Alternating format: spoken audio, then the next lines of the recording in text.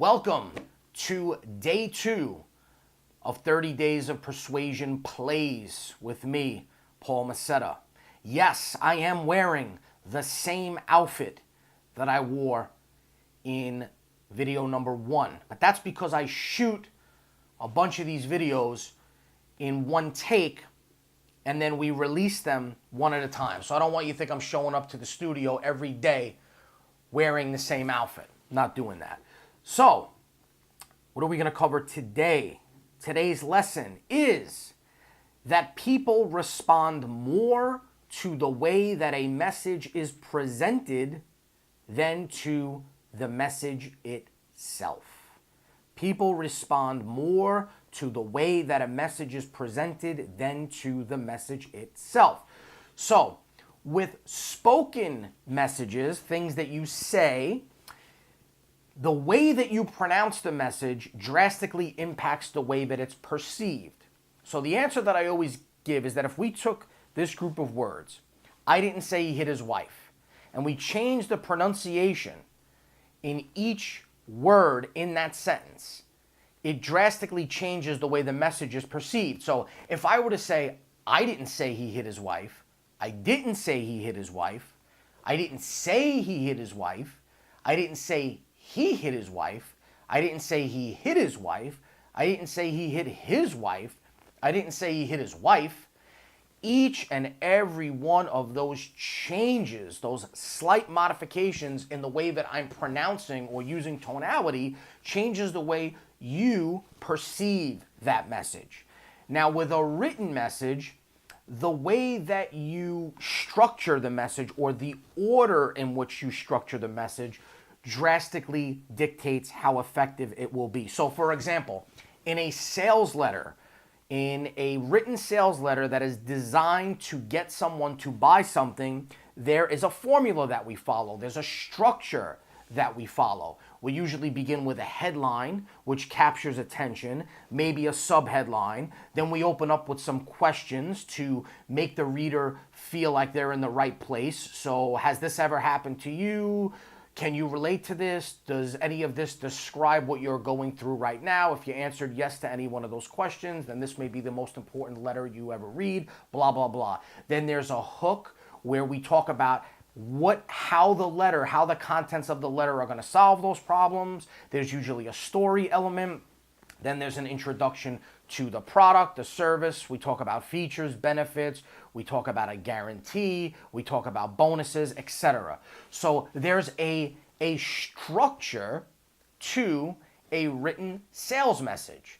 If I started with, let's say, the benefits and features of the product, which are probably halfway through where the message is in terms of the structure, the message would fail because I didn't capture attention first with the headline of the message. So again, in using spoken language or spoken messages, the way in which you pronounce parts of the message drastically impact the way the listener perceives it.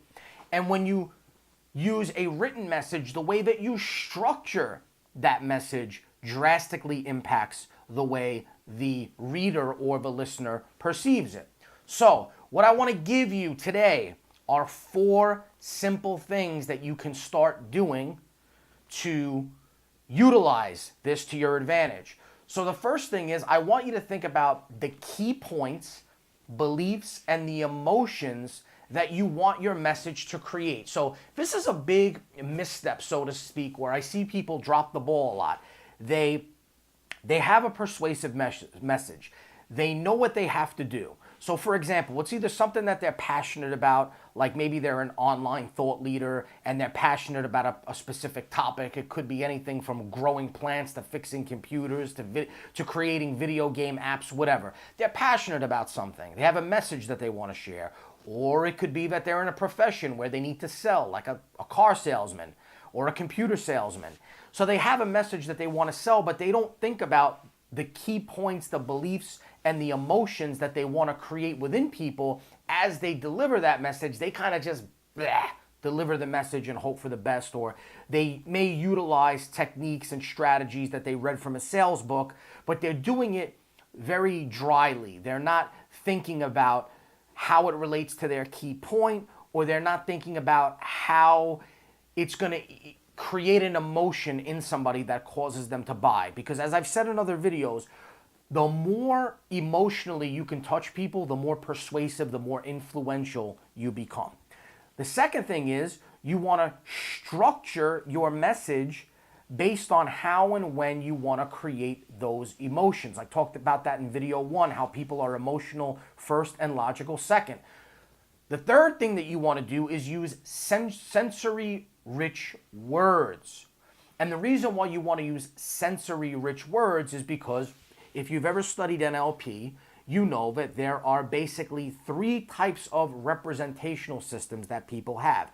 There are 3 ways that people perceive the world. We have visual people who make sense of the world mostly by the way they see things. Auditory people who make sense of the world mostly by the way they hear things, and kinesthetic people who make sense of the world mostly by the way things feel to them. And so when you sit and listen and pay attention, because that's very important, you got to pay attention when you talk to people, when you communicate with them, you will be able to pick up on certain what we call predicates that they use. And predicates are really just clues as to what type of representational system this person uses primarily.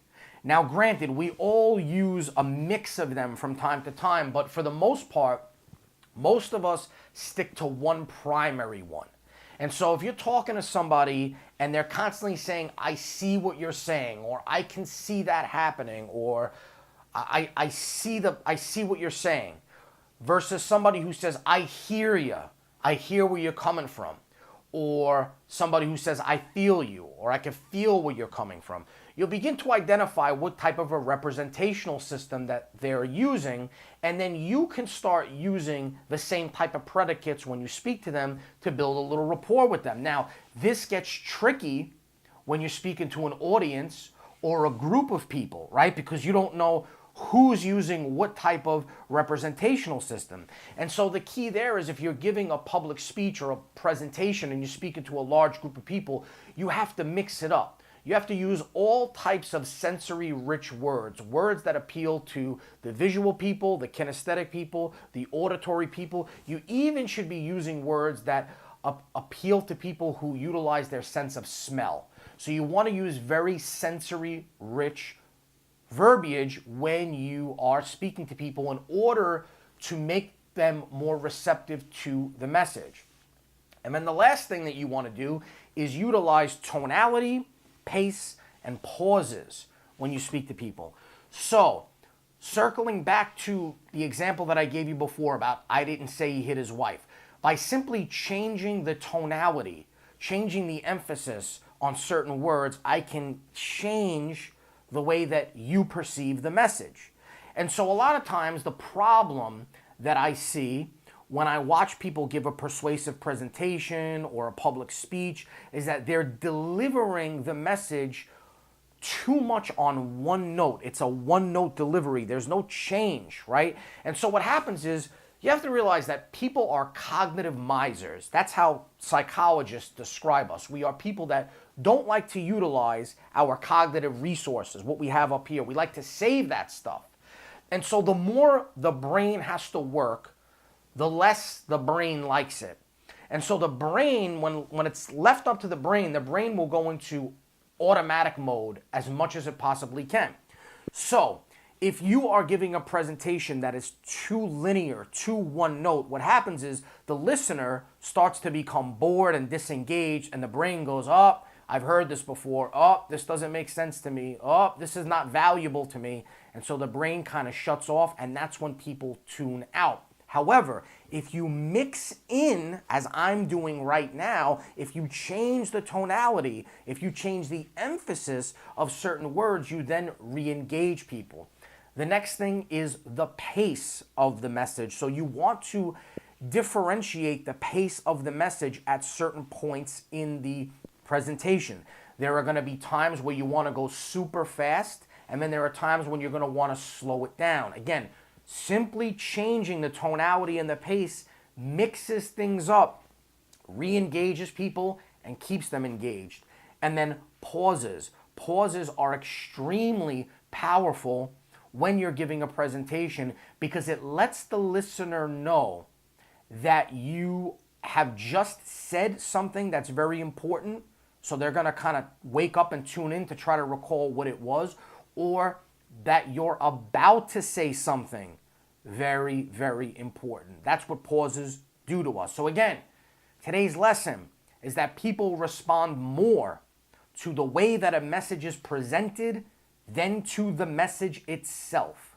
So if you have a message that's important, that you're passionate about, that you know you need to get across to other people in order to be successful, you gotta start thinking about the way that the message is presented as well as the core elements of the message. So remember, number one, think about the key points, beliefs, and emotions that you want to create. Structure your message based on how and when you want to create those emotions. Use sensory-rich words. And last but not least, utilize tonality, pace, and pauses. That wraps up today. I'll see you in the next video.